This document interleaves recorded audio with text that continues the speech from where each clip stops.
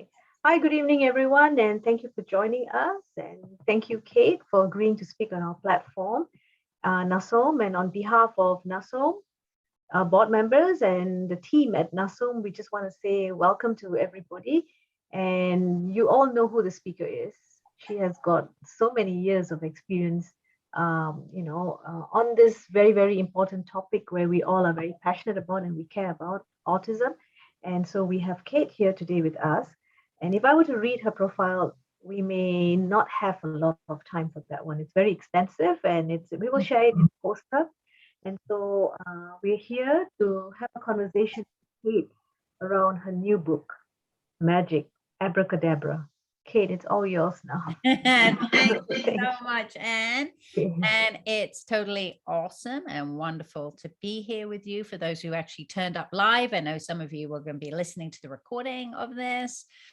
But some of you already know me, you've met me, like Desiree, she met me in 2019 when I was actually in Malaysia. So all of you have a very special place in my heart. So a big hello to you if you know me.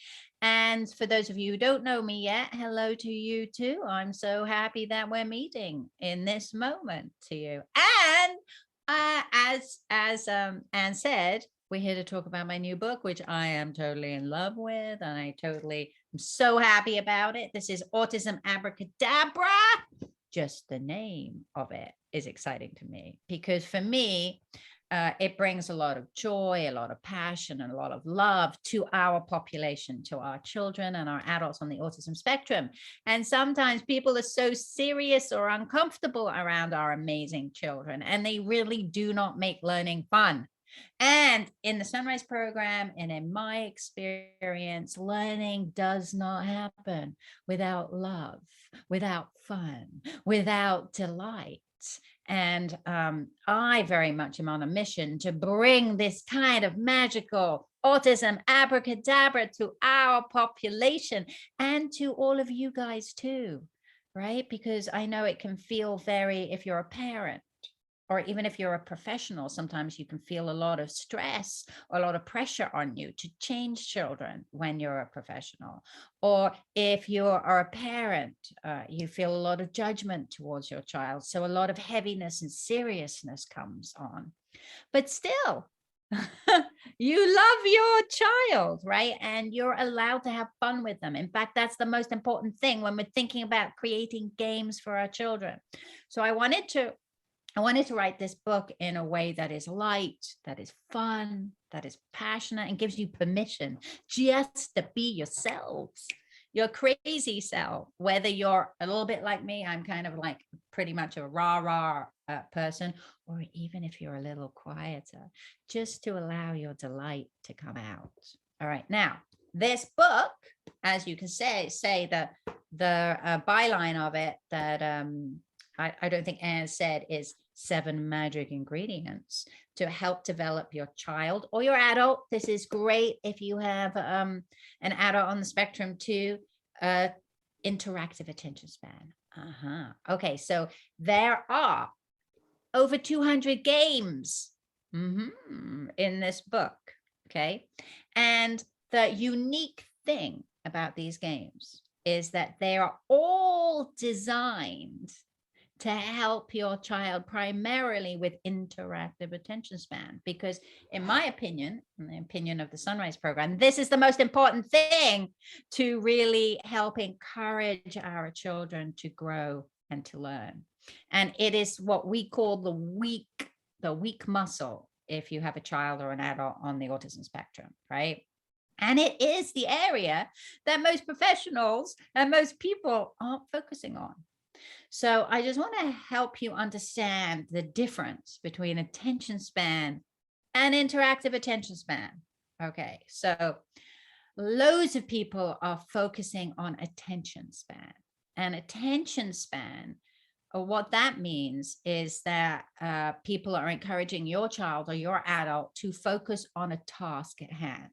So maybe they're trying to get your child to write their name, to do a puzzle, to name flashcards, whatever it might be. And this is the attention span is how long your child or me or anyone can attend to an activity. All right. Now, of course, that's a wonderful thing. We want our amazing children to be able to do activities. Okay. However, what we forget often is our children already have the most amazing attention span. If you think about their stims, they can focus by themselves on a task at hand, right? Whether it's lining up things, whether it's looking at a fan, whether it's reading a book to themselves, they're kind of hyper focused on that. They are so great at attending to something by themselves. In fact, it is my belief that they're better at that than typical functioning brains are. So that's what attention span is, just talking about how long can somebody attend to an activity. Interactive attention span isn't focused on the activity itself. It's focused on how long can your child or adult or another person attend to another person.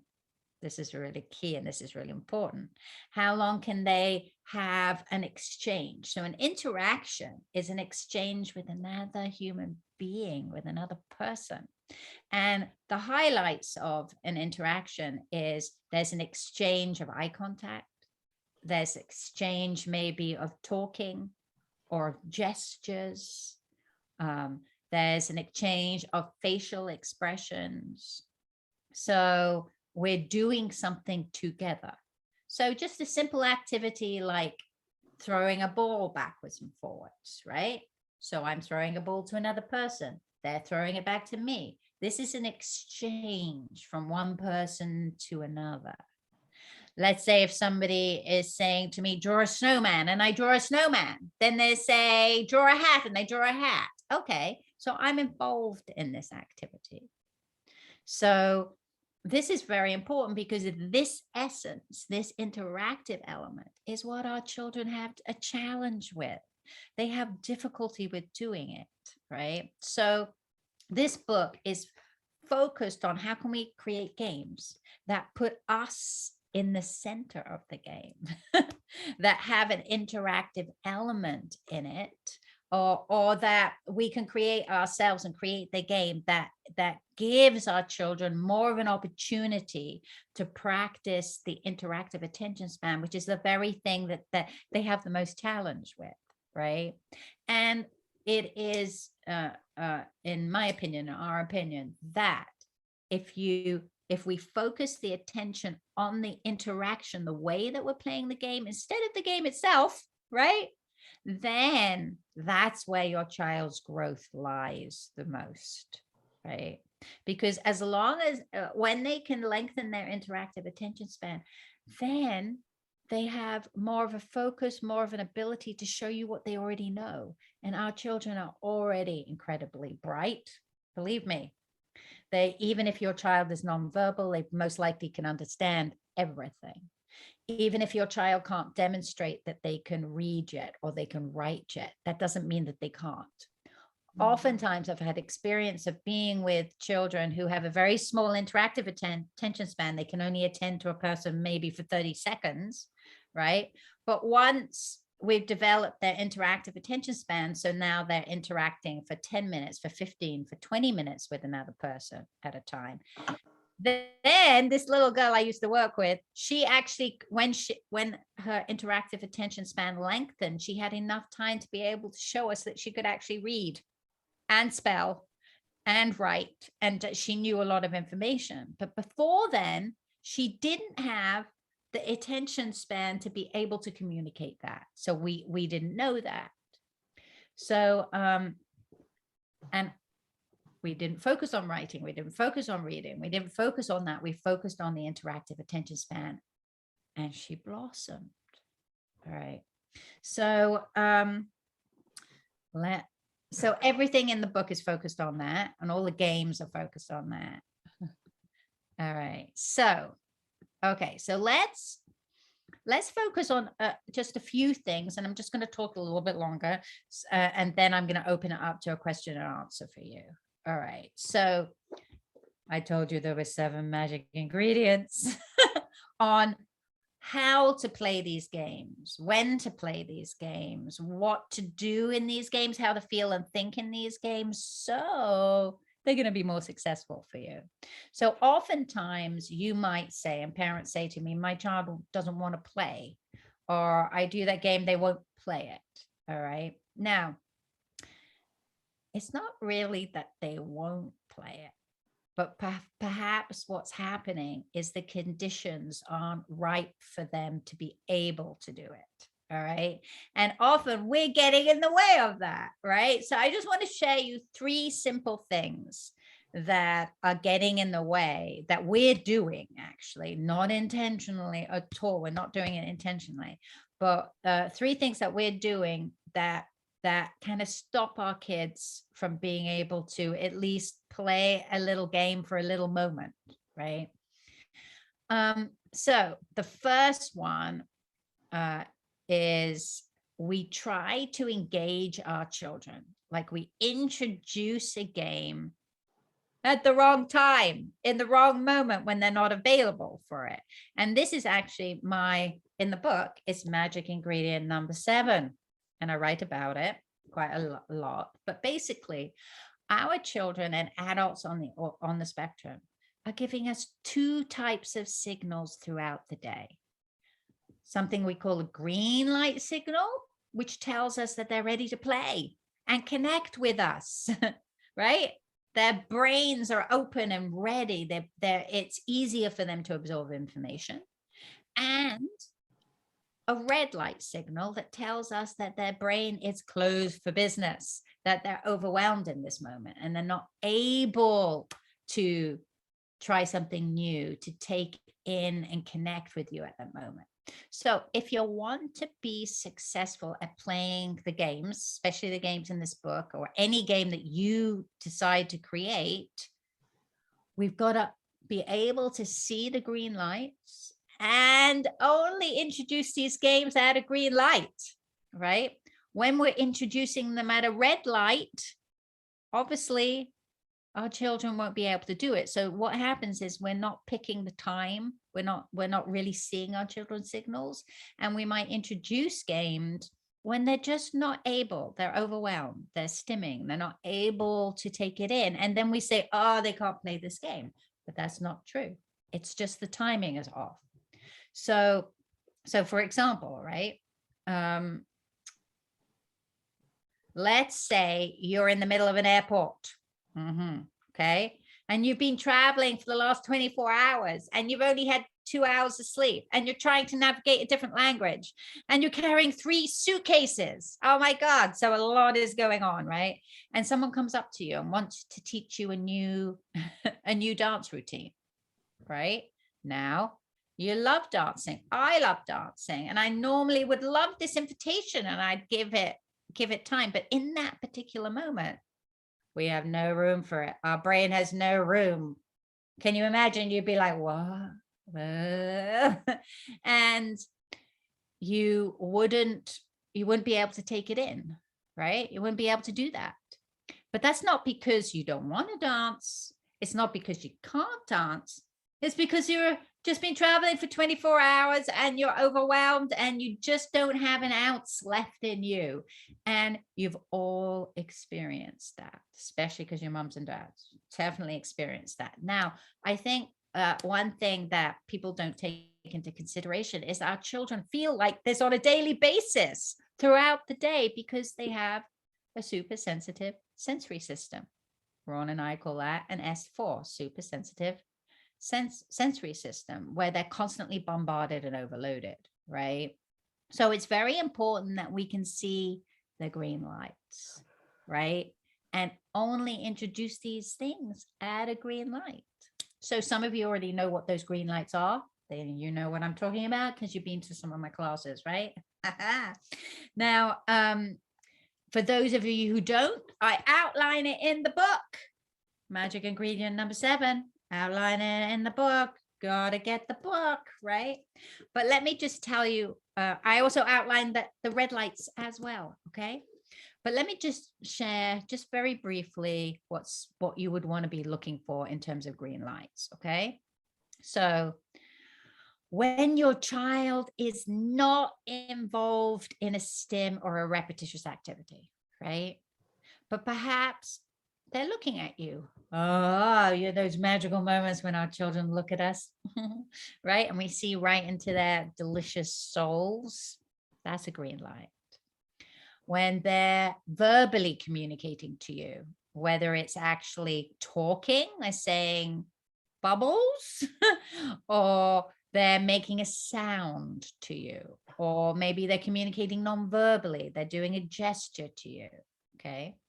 When we're asking our child something and they're actually responding to us, okay, whether it's verbally or physically, they're actually responding to what we're doing, that's a sign that they're in a green light moment, right? Whether it's a sign that their brain is more flexible in this moment. When they're being physically affectionate to you. Now I know, autistic people have a bad rep about not being affectionate, but we all know that of course our children and adults are affectionate. They love us and they hug us, but only on their timetable because of the red lights and the green lights again. All right.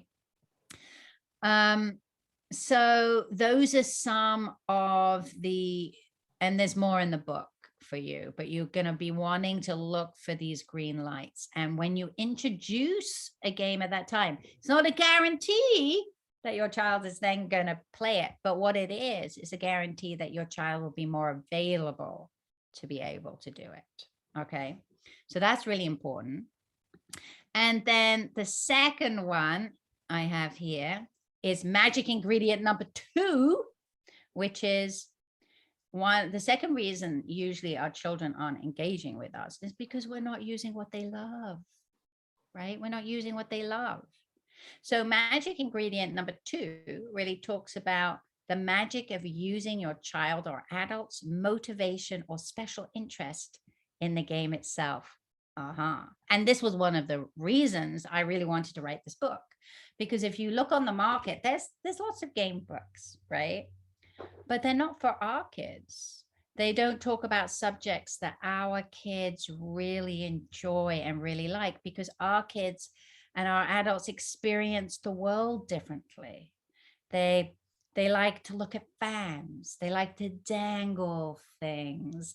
I mean, I've spent hours looking at the dust in a room with a child, or looking at light switches or flicking things.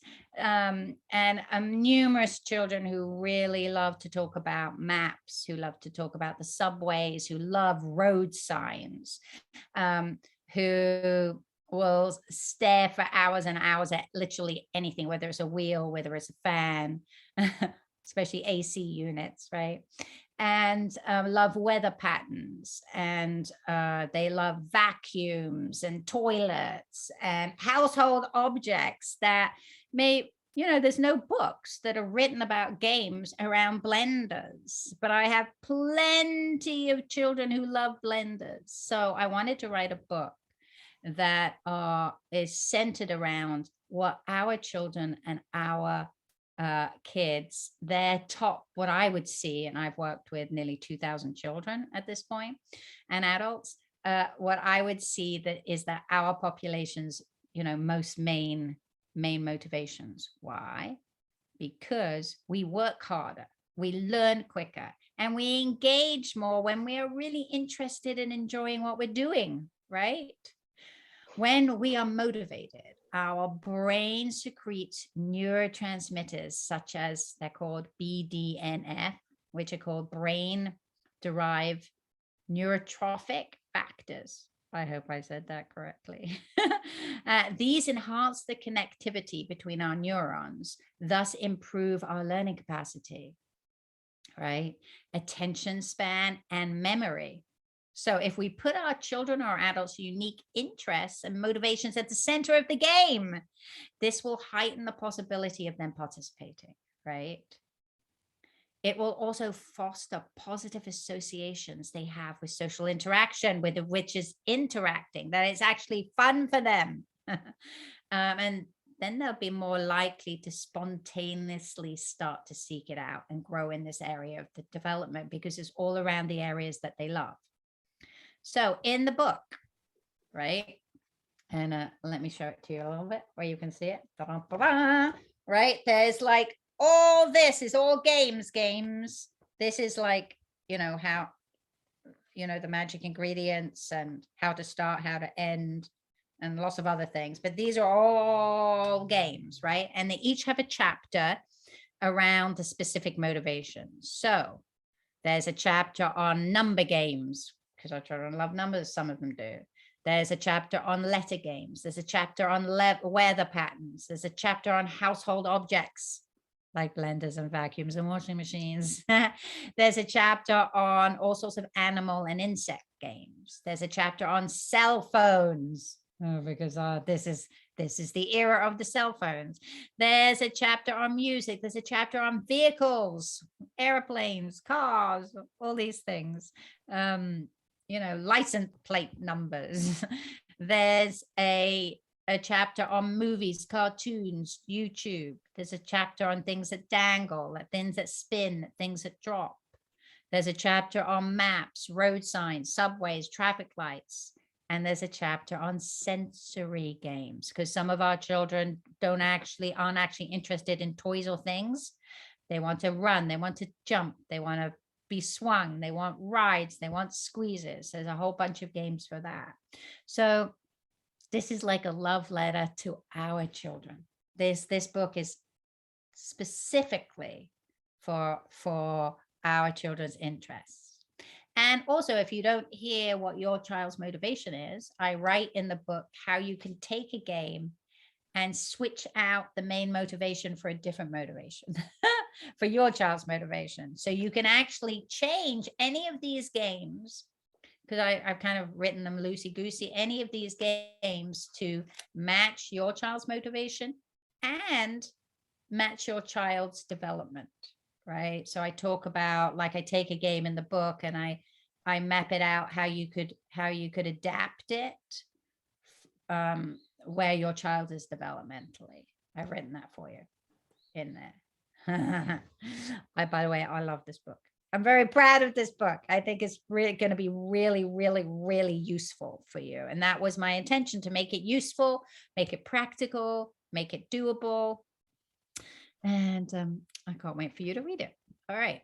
So the third thing actually that stops our children from really engaging in our games is magic ingredient number 4, right? Which is we become a dictator instead of playing. We're dictating versus playing, right?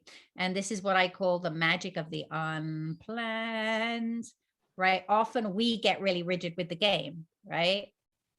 And they do something different and we're like, no, that's not the game. And we get a little hot and bothered underneath it. We got to deep breathe and be flexible. Okay. So it's really thinking about the magic of the unplanned. So we want our play to be a two-way street, right? It is a collaboration with our very special child or adult on the spectrum, not a dictatorship. Okay. It's a collaboration. We want to let our games be malleable. Embrace our children's creative way of exploring it or changing it, and allow it to blossom into a new version of itself. It is not the structure of the game that matters. This is really important. It's not that it goes as planned, right? The growth lies in the interaction, right? That is happening between the two of you, not the precise execution of any game or activity. When we let go of that, right, everything is possible. Okay. So you want to expect the unexpected. I can pretty much guarantee you that no game will go exactly as you planned because we have this other equation, which is our our child has a very different brain. They're going to have a different slant on it. And if we want interaction, we've got to allow that and expect that. There's an old Yiddish phrase that says, man makes plans and God laughs, right? So if you just switch out the name of God to your child's name, right? We plan a game and then Yashu laughs, right? So if we can plan something, and a lot of the games in here are open-ended, right? Because we've got to make room for what our child's going to bring to this game and move with it. That's the most important thing. And if we can do that, then it's probably going to go a little longer, right? Because it's the interaction that matters. So for instance, I created a game, and this has happened many times, but this is just one example where I have this box, right, that I can get into, and in the box are different hats. So I step in the box, and the plan was, right, the game, the loose idea of the game was that I would put on a wig and I would jump out with a different wig. So two things there. I'm the center of the game. I have a part in the game, and it's kind of fun. It's a very simple game, right? So I do that, and she comes over, she takes all the hats, and then she puts them on her feet and slides across the room because it was a linoleum room, right? Now, if I'd been rigid, right, if I wasn't open to her what she wanted to do, then I'd be like, no, well, we're supposed to get in the box or jump off, or I'd think it wasn't working. Instead, I'm like, this is a great idea. And then we played a lot of sliding across the room, basically. And the interaction still happened, right? Because it's not the structure of the game that's important, it's the interaction. And in order to have interaction, I've got to allow what the child is bringing to the game. Okay. So there's a lot more. I write a lot more about each of these things and 4 other magic ingredients as well in the book. But I wanted to share that with you just in a little talk here. Okay, so I also wanted to, I think I'm doing well. I think I am coming on the half an hour. This is awesome. So I wanted also to say, okay, so this book, Your Awesome Organization, has bought some of the books for you to purchase, right? So they're probably gonna, I think the books are on their way to you. Is that right, Anne? Are they on their way? Yes, it will take about 2 weeks for the books to arrive. Okay. And Suresh will be sharing a little Oh, here we information. go. Oh, how nice. There it is. All right. So this is how you can get a copy yourself once they have arrived. They've done so amazing because they're really thinking about you guys and really wanting to share this. And I'm really appreciative that we can send it all the way over there. So that's just fabulous. So, and I'm sure that you'll be getting an email when they've arrived, but I think it's probably good to order your copy now because there may be a rush on it. And as you guys actually turned up to this live, which I'm very grateful for because I like to see you. Not only will you be the first to be able to order a book, so you're more likely to get it, but you will also be able to ask me a question, a live question. Yeah. All right. So I'm going to be here for the next 15 minutes or so. So if anybody has a question, I would really, really, really be my pleasure to answer any question that you might have about anything that I've said, anything about the book, anything at all. So all you need to do is put up your little yellow hand. And you can do, hopefully you know how to do that. You just click on your picture and it says hand up, and you just put your little yellow hand up. And for those of you who don't have your camera on, it'd be awesome to see your lovely face. And then we can actually interact backwards and forwards if you would like to do that. Yeah, this is your chance to ask the author herself. So please. The author myself. Yes, that's right. That's right. So please ask her a question. But Kate, I'd like to make a comment. I really like how you said that it's all about the child and how you take the child's lead, and the red light and the green light, which is a practical term when you learn how to drive, however, when you know, on a daily basis, and how you really talk about that.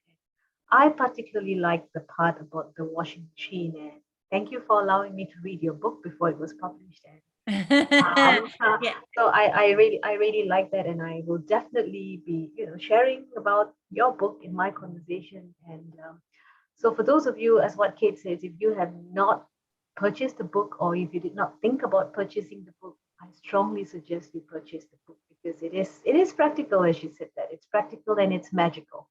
So Oh, and also something, so thank you, Anne, so much for all of that. And also what's really great is you can do all of these games. They take between 3 and 10 minutes to make, right? But you can make most of them are around the 3 to 5 minute time, because I know that you're very busy mums and dads, right? And professionals. And but a lot of them are all from household objects.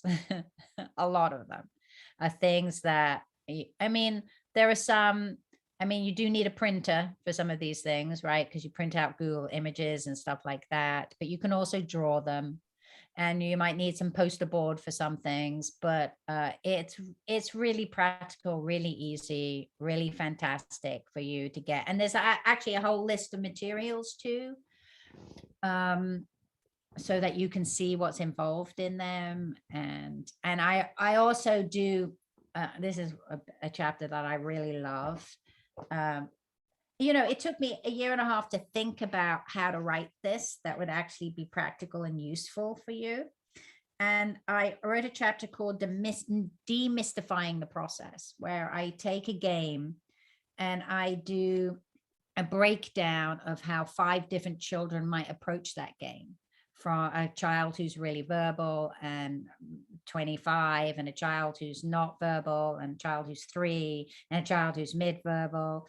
And so that you can see, and I break it down like how I would do it, like so how I presented the game, then what the child did, what I thought, what magic ingredient I did, and then how they responded, and then how I thought to how they responded. So it's literally a step by step, 5 of them, a step by step, so you can really see how it plays out.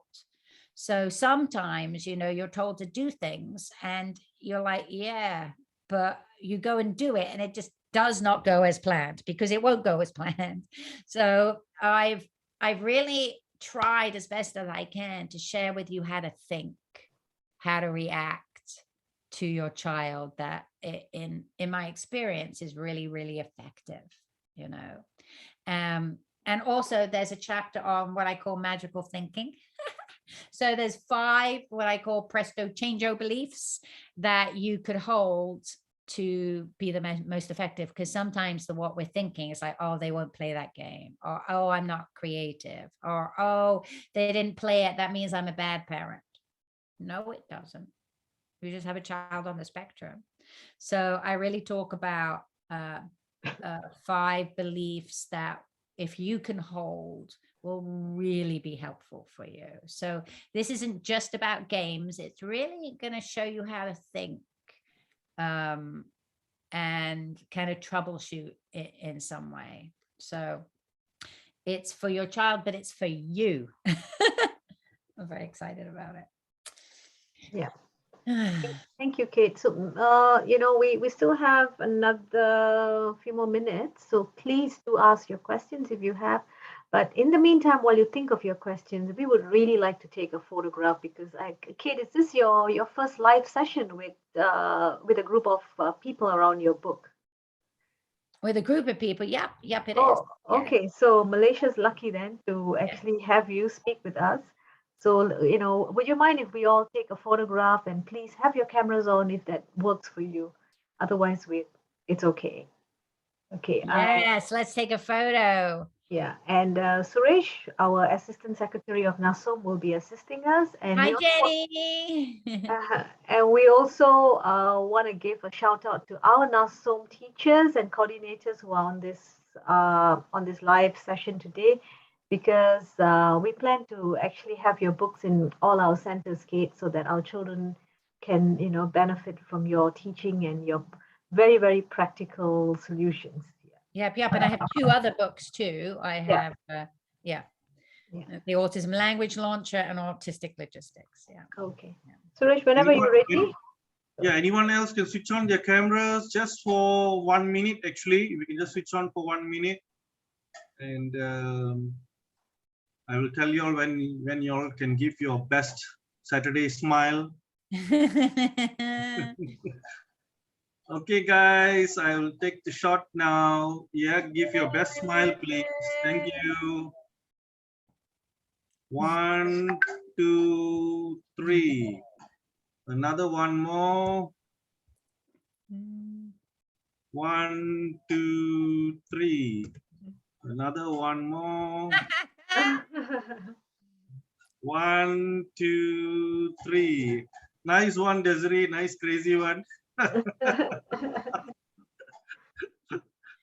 Oh, look, I think somebody has a question in the thing. I want your opinion preparing games in form of worksheet. That's Daza. Daza, what a question. Yes, Daza, if you unmute yourself, let me ask you a question.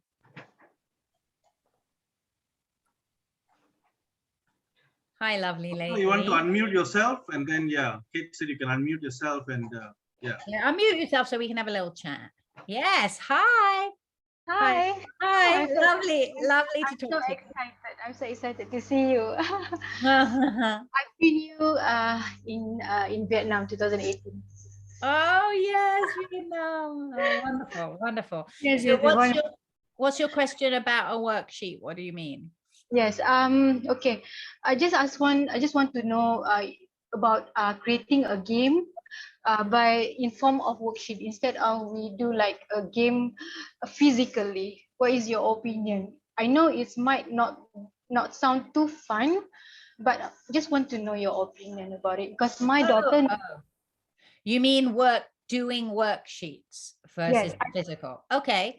Well, I print some of the activity, for example, colors, like do matching. I do cutting and pasting. So first I prepare a worksheet for my daughter. Now she's 13. She more to table tasking activity. So I'm preparing that kind of worksheet for her while I'm joining her while I'm doing it in a room. So what is your opinion compared doing activity in physical form? Okay. Is it recommended?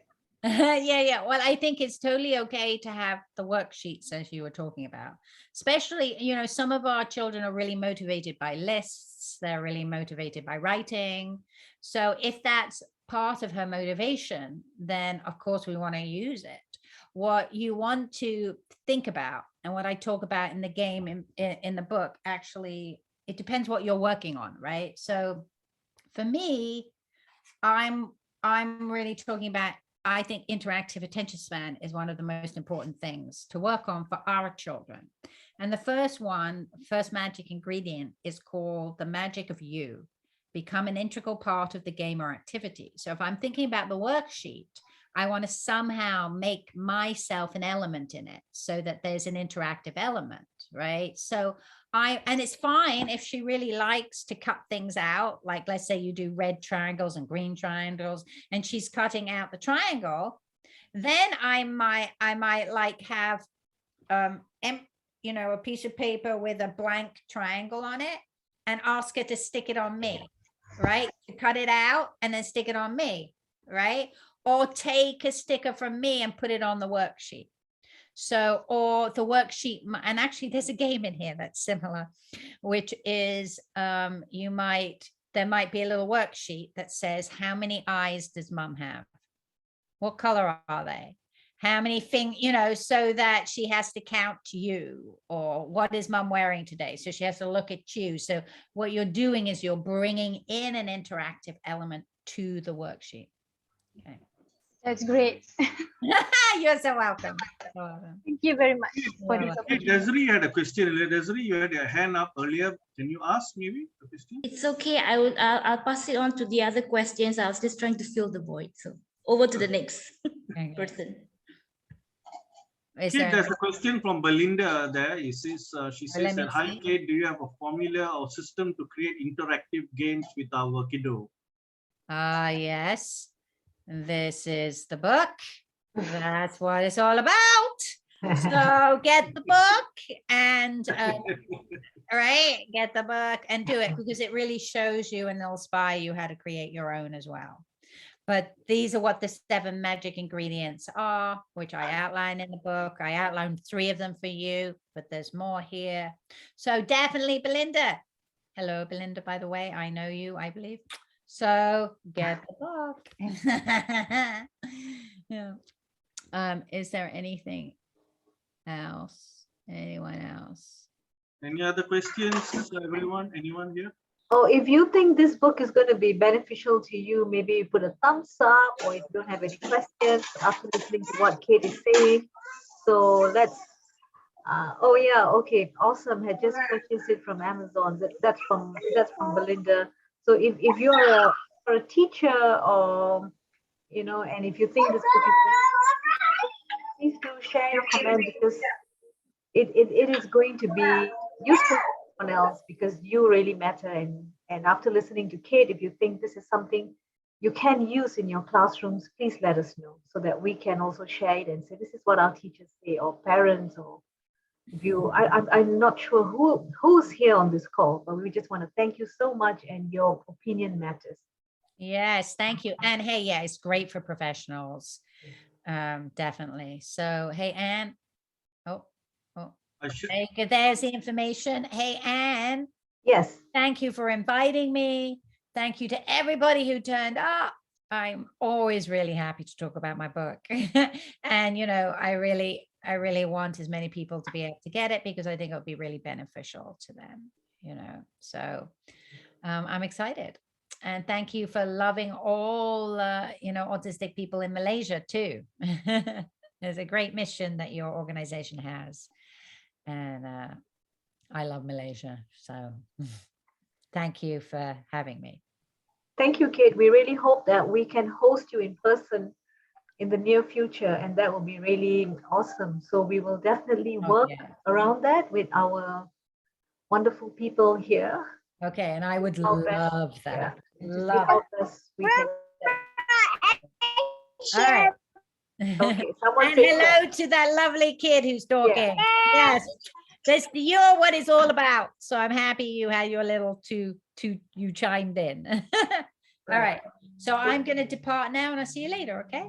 Okay. Right. Thank you so much, Kate. Thank you. Bye, guys. Bye-bye. Kate. Good Thank evening, you. and have a good day, Kate. Bye-bye. Yeah, you guys too. Thank you, Kate. Bye, Thank you. Desiree.